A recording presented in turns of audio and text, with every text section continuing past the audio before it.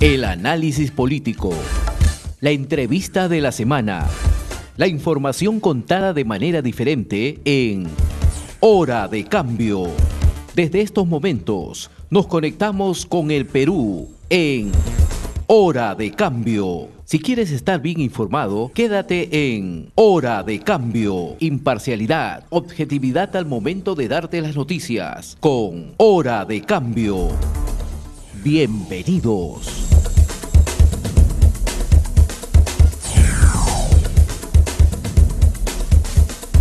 Ya estamos en comunicación con el señor Guillermo Molinari Palomino, ex viceministro de Gestión Pedagógica, con quien vamos a dialogar. Señor Molinari, ¿cómo está? Muy buenos días.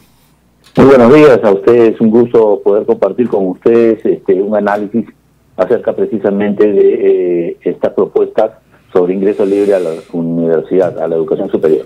Lógicamente que en forma sorpresiva el anuncio del presidente de la República, Pedro Castillo, en señalar de que el ingreso a las universidades deberían ser libres. Ya tienen, inclusive se habla de un proyecto de ley que va a ser presentado al Congreso, y esto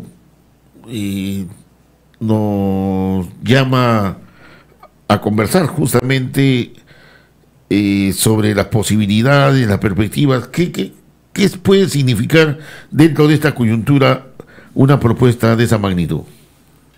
Bueno, en primer lugar, deberíamos ver cuáles han sido y cuáles son las líneas de discusión y de reflexión sobre esta necesidad de atender la problemática de acceso a los estudios universitarios, ¿no?, en toda Latinoamérica. Por un lado, hay una línea que nos habla de un ingreso restringido y que pone énfasis en preservar precisamente los patrones de excelencia académica a través de la selectividad de los aspirantes, de los que quieren entrar a la universidad. Y la otra línea es el ingreso directo, que prioriza criterios de equidad, ¿no? Entonces, ahí, ¿cuál es el propósito principal? Es que las políticas públicas puedan responder a la pretensión de ampliar la matrícula como una promoción de equidad, pero a la vez salvaguardar la pretensión de la excelencia de la formación académica. Entonces, la pregunta que cae por su propio peso es: ¿esto es posible en contexto de países latinoamericanos? ¿No? En el Perú, en el caso del Perú, ahora tenemos una tercera línea, pero que no es ninguna de estas dos, sino que responde específicamente a posiciones de hacer política o politizar la educación y hacer mensajes o envíos que pueden estar generando mucha expectativa en los estudiantes, pero después mucha frustración, ¿no? Porque hay muchas aristas que hay que mirar ahí. La primera arista que yo miraría serían los datos de cuántos estudiantes egresan de nuestra educación secundaria. Y si le echamos una mirada a ello, entonces vamos a decir, nuestras universidades están en capacidad para poder recibir en total, de acuerdo al dato del Minedu 2021, a 516.347 estudiantes que egresan de la secundaria. ¿Tenemos la capacidad en las universidades? ¿Medio millón es más o menos? ¿Es medio millón? Sí, es medio millón. En la gestión pública son 401.000 y en la gestión privada 115.000. Esa es la realidad. Primero, si no nos basamos nosotros en las estadísticas, en la data, no vamos a poder tomar decisiones claras, precisas, pertinentes, ¿no es cierto? Además, tenemos en todo el país universidades que puedan aceptar este número de estudiantes sumado a los que en años anteriores han ido postulando y seguirán postulando para acceder a la educación superior.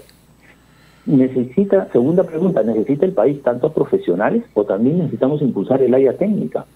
La educación superior técnica, donde se requieren muchos profesionales, y en un país como el nuestro, con desarrollo en diferentes aspectos de la productividad, requerimos muchos técnicos, muchos profesionales técnicos que al final terminan ganando tan igual o más que un profesional que estudia en la universidad por sus capacidades.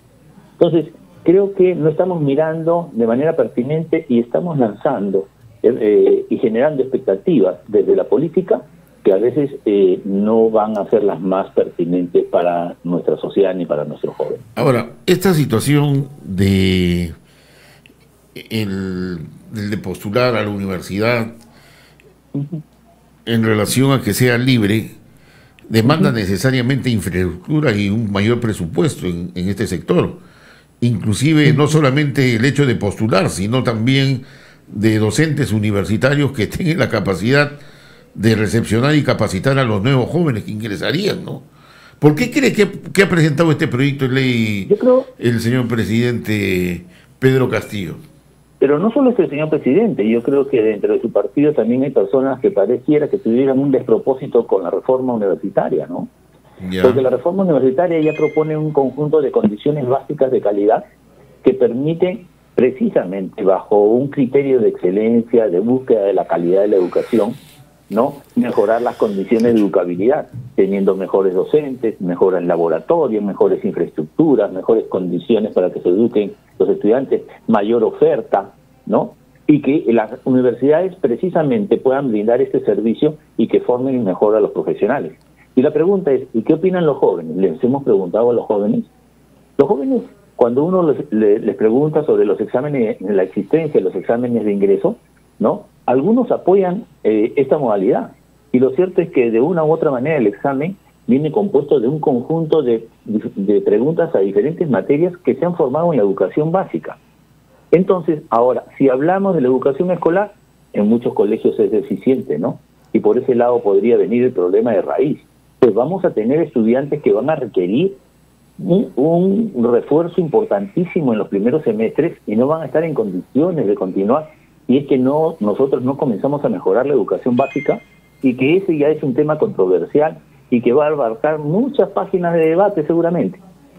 Por lo menos en nuestra región, acá en Latinoamérica, en Sudamérica, cada vez se va generalizando más este tema de la educación, y hay un problema existente, y que es crucial. La educación tiene un impacto sobre el crecimiento y desarrollo económico de las naciones y el desarrollo social, y es clave para desarrollar la equidad social.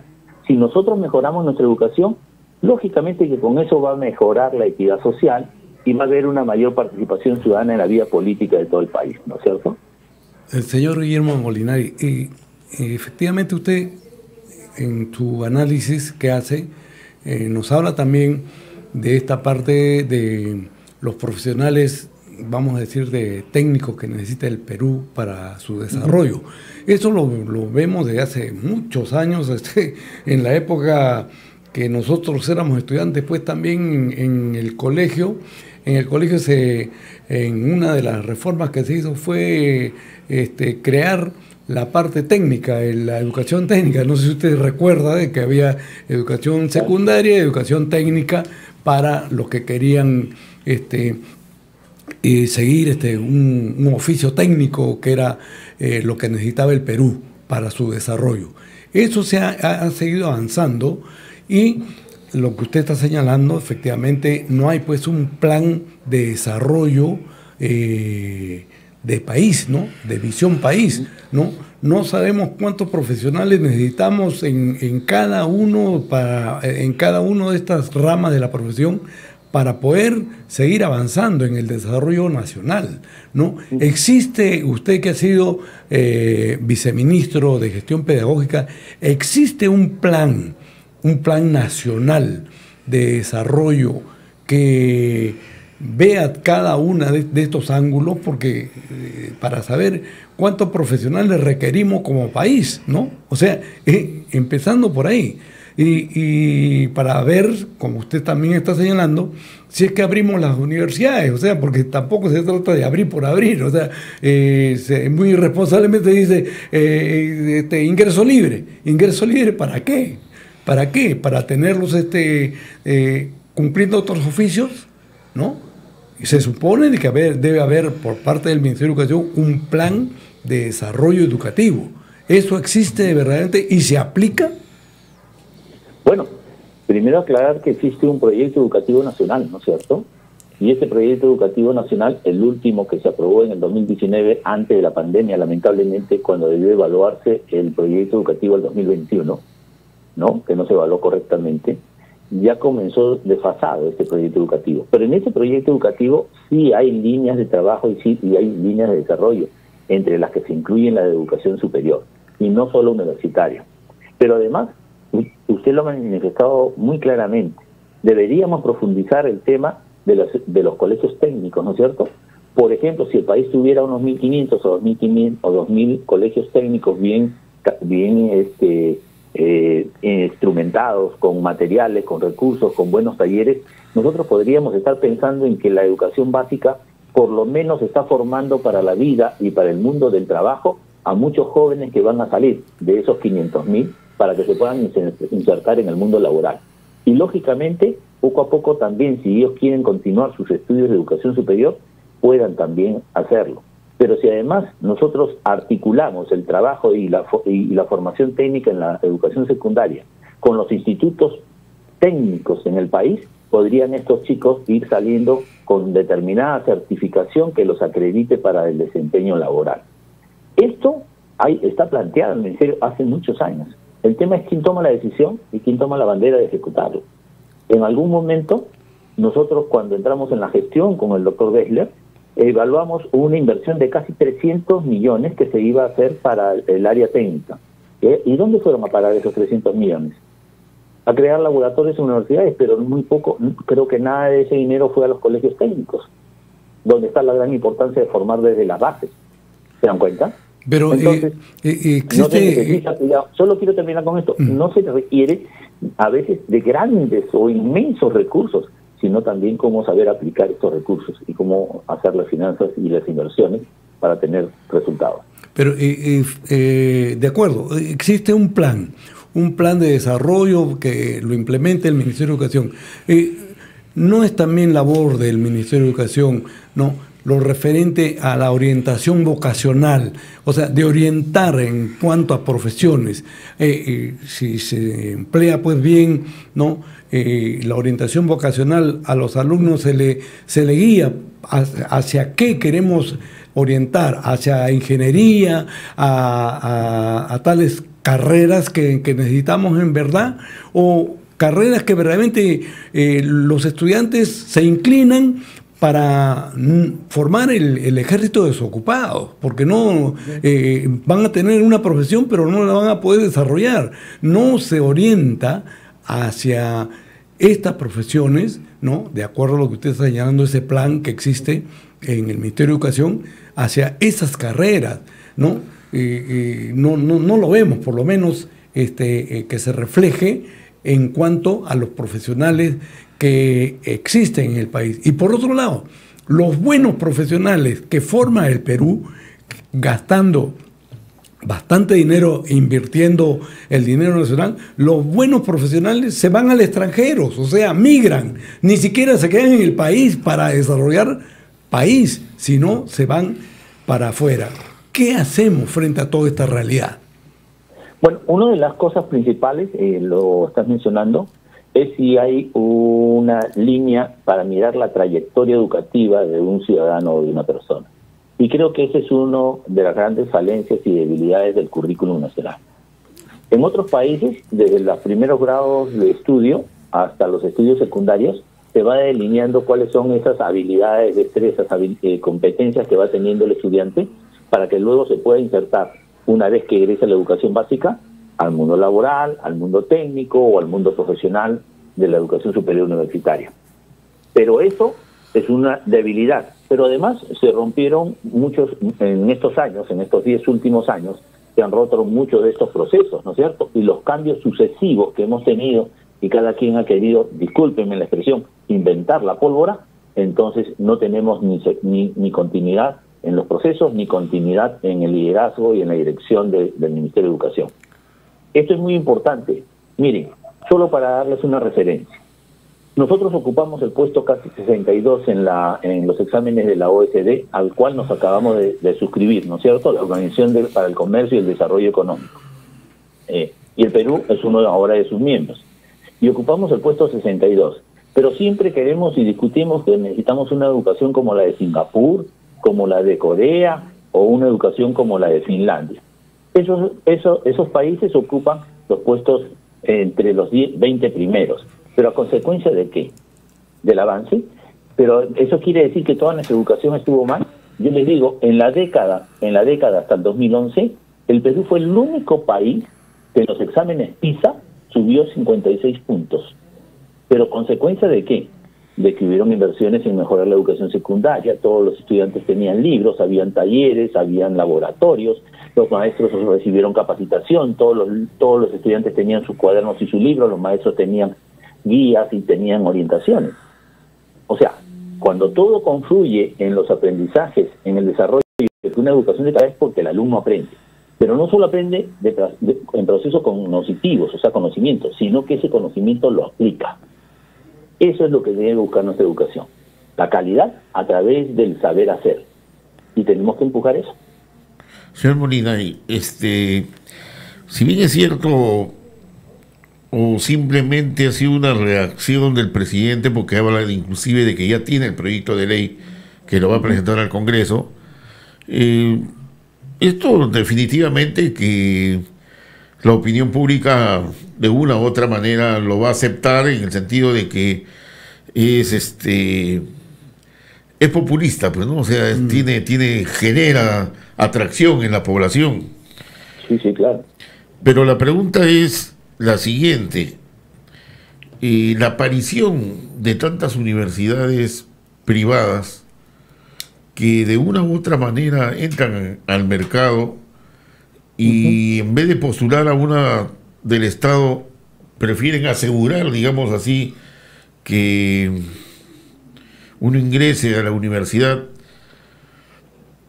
Pero ¿qué clase de profesionales estamos sacando en general? Yo no me refiero solamente a las privadas, sino también a nivel del Estado, cuando tienen que asumir ya un trabajo efectivo, o sea, llevar a la práctica la profesión, ¿no? Por ejemplo, nosotros hemos tenido muchas experiencias en el campo del periodismo y de la ciencia de la comunicación, que nos vienen a pedir prácticas, y jóvenes que no saben redactar, ¿no? O sea, que es lo mínimo, ¿no? Que es lo mínimo que tendría que hacer un periodista, ¿no? El nivel cultural muy bajo, en general. Entonces, ¿de qué cosa estamos hablando? Ya me imagino en otras profesiones, ¿no? En otras profesiones cómo se dan. Y otro tema, ¿no? En el caso, por ejemplo, de nuestra carrera. Nosotros somos periodistas, hemos estudiado, qué sé yo. Pero hay otros profesionales que no son periodistas, pero que nos quitan un puesto de trabajo a nosotros. Gente que tiene su título, etcétera. Y le puedo mencionar hasta nombres, ¿no? Que no son periodistas, ¿no? Pero están ahí, pues, en la consulta política. Y ahora que se ha creado una nueva profesión en nuestro medio, que es analista político, ¿no?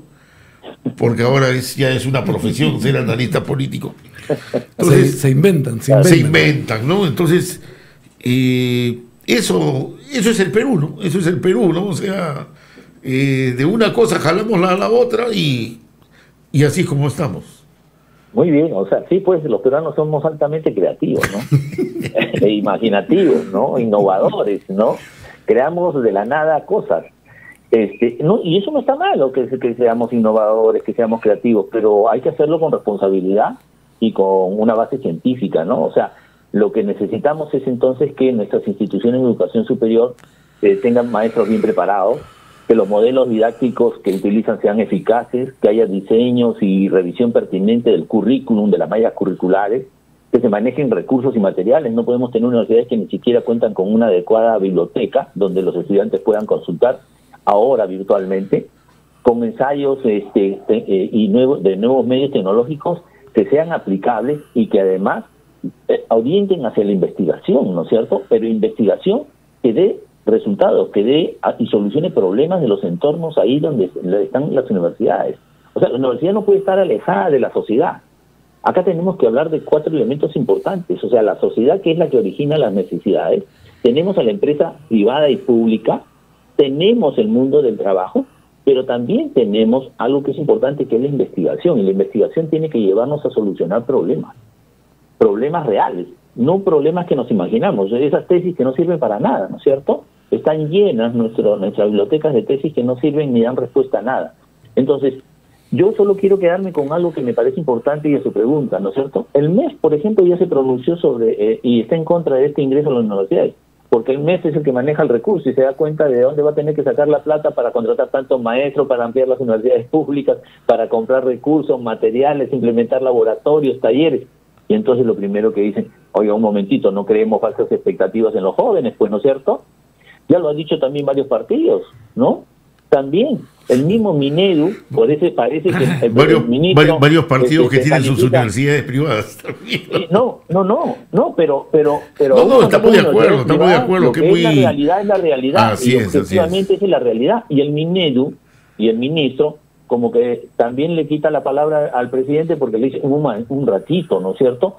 El proceso va a ser gradual y focalizado, no va a ser de inmediato, no va a ser universal, o sea, ¿para qué le creamos expectativas a 516,000 estudiantes que egresan, ¿no es cierto?, que todos van a entrar, cuando la autoridad del sector nos está diciendo, un momentito, va a ser gradual, va a ser focalizado, no va a ser ni aplicable a todos los estudiantes de la secundaria. Son los términos que he utilizado. Solamente una tingencia ahí para que nos aclare, aprovechando su especialidad de gestión pedagógica. Vamos a hacer, la pregunta es la siguiente. El ingreso al colegio es libre, ¿no? O sea, sí, claro, es libre. De ese 100% que ingresa al colegio pues, inicial, primaria, ¿no? Después ya la secundaria, ¿cuál es el nivel de gente que abandona? El nivel de deserción escolar. Deserción escolar. Muy bien. Veámoslo en lo que ha pasado en la pandemia, ¿no? Los reportes, porque yo he participado en las reuniones del Consejo Nacional de Educación, y el reporte que nos daban las regiones en la época de pandemia es que más de 200,000 alumnos en cada macroregión estaban abandonando los estudios. Estamos hablando de cerca de 1 millón de estudiantes que abandonaron durante la pandemia sus estudios. Y a nivel de porcentajes... Solo 1 millón durante la pandemia, fuera de los que regularmente ya venían abandonando los estudios. El problema en la educación básica no es un problema de acceso, ¿ya? O sea, los alumnos ingresan a la educación básica. El problema es un problema de calidad. Antes de eso, de igual manera, si fuera así, digamos que existe el libre ingreso a las universidades, ¿qué nivel de deserción universitaria se podría dar ahí? Bueno, ¿Qué es la edad más difícil? ¿No? Es la edad más difícil. Es de joven, o trabajas o estudias, ¿no? Ya, preguntémonos tan simple como dice la data a nivel superior. Ya. De cada 10 estudiantes, ¿cuántos terminan titulándose? Ahorita, en estas condiciones. Sí, ahorita, en estas condiciones. No más de 2 o de 3. Ay. Así que cuidado. ¿De qué cosa estamos hablando entonces? Cuidado con lo que estamos haciendo. ¿De qué cosa estamos hablando? Con lo que estamos haciendo. ¿Cuántos se gradúan? ¿Cuántos sacan su grado de bachiller?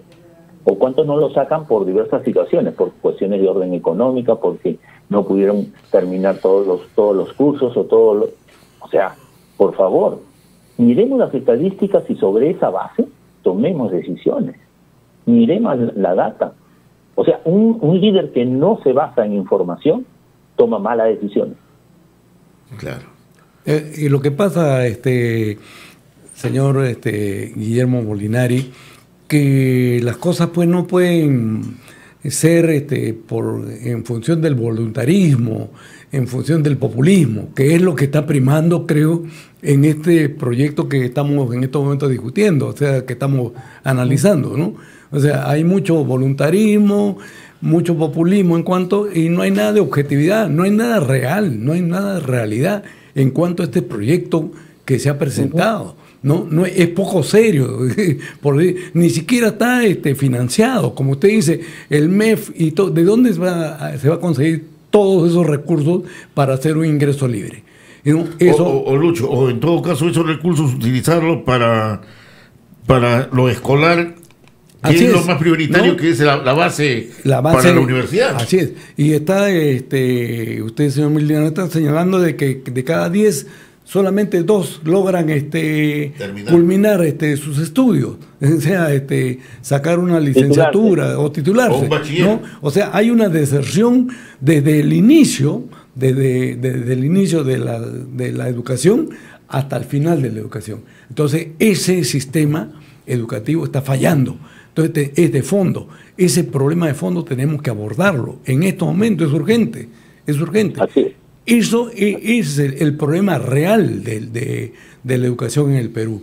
Lo otro que usted está señalando es correcto. Entonces, ¿qué hacer frente a esta situación? Sí, yo creo que acá es importante comenzar a pensar en que debemos involucrar a todas las instancias que puedan participar del proceso educativo, ¿no?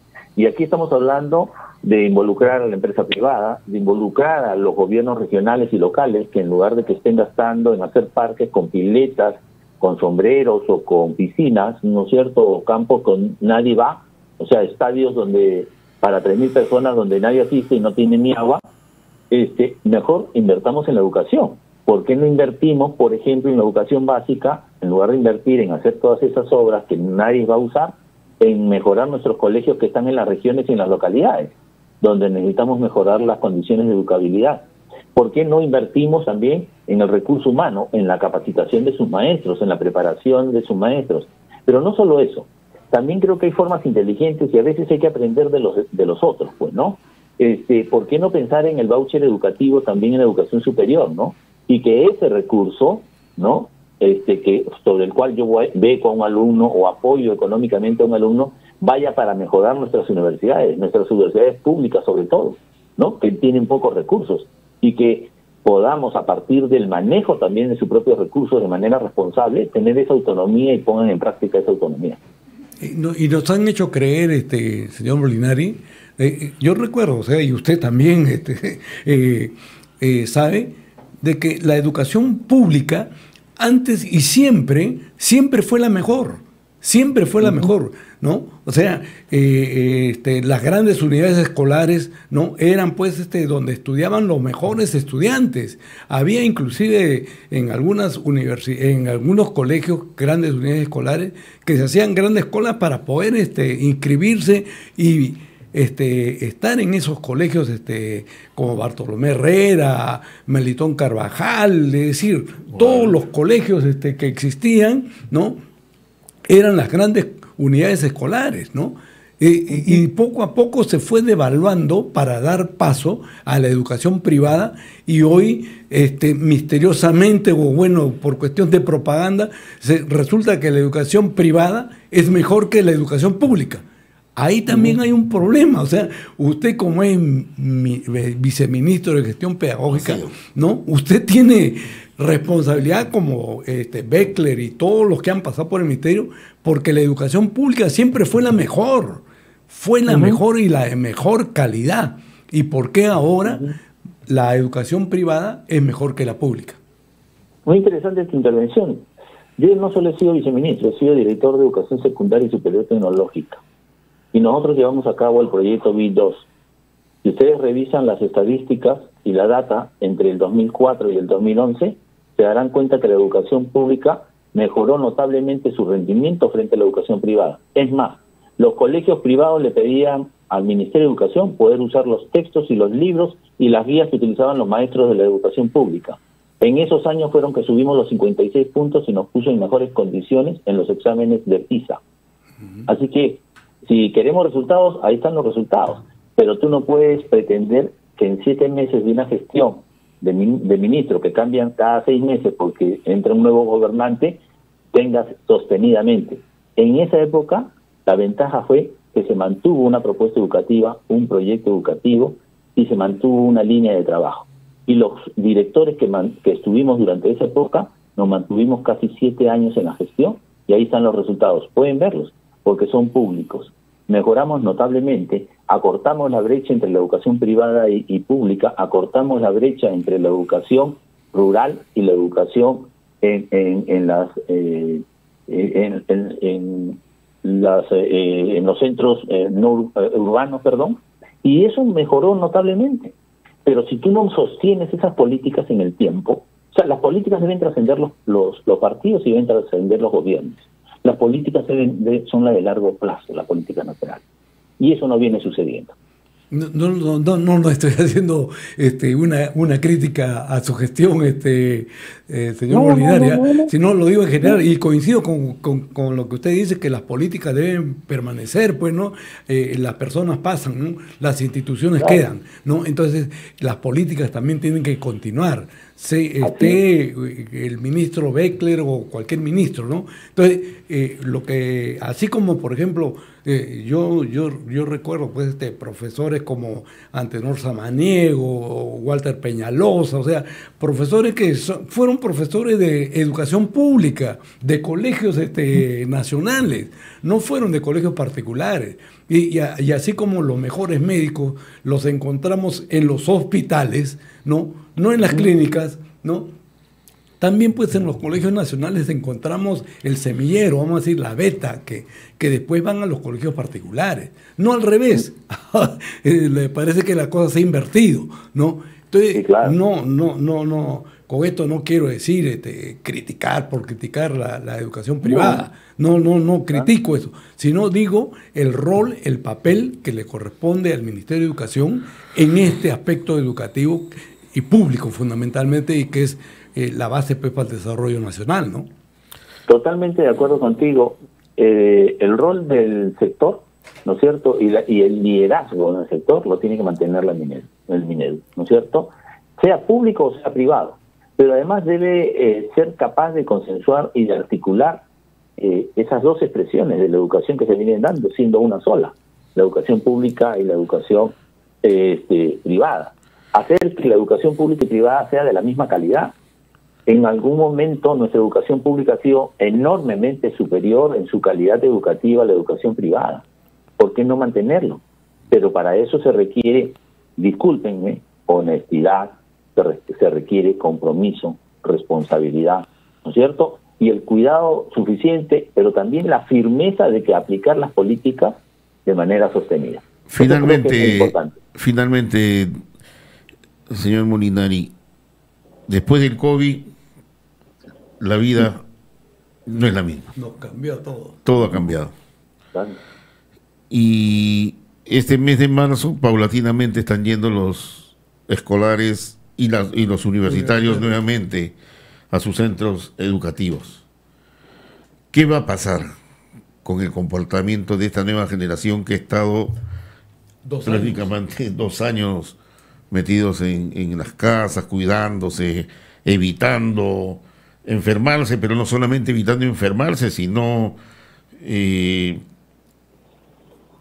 lamentando la pérdida de un familiar, de un amigo inclusive, que ya no lo va a ver este año en la universidad o en el colegio, qué sé yo? Un padre que ya no lo va a llevar a su hijo porque el COVID se lo llevó, como se dice, ¿no? ¿Cuál cree que va a ser la reacción acá en el Perú? ¿Y qué es lo que se está haciendo para amortiguar en cierta medida esta tristeza, esta pena, este dolor? Y yo le agregaría una cosita antes que responda, y el déficit educativo también que llevan todos estos escolares, todos estos estudiantes que regresan después de 2 años. Ojo. Sí. Bueno, primero agarremos la información que nos da MINSA, ¿no es cierto? En el 2021 se evaluó la situación de los estudiantes, 2020 y 2021, y los resultados nos dicen que más del 30% de los niños de un año y medio a 17 años estaban en riesgo de problemas de conducta, de salud mental, de problemas de desarrollo socioemocional. Más del 30%. La pregunta es, ¿y hemos hecho algo por preparar a nuestros maestros para que tengan esas capacidades de contención emocional con los estudiantes? Porque hay una cosa que uno tiene que tener claro, ¿no es cierto?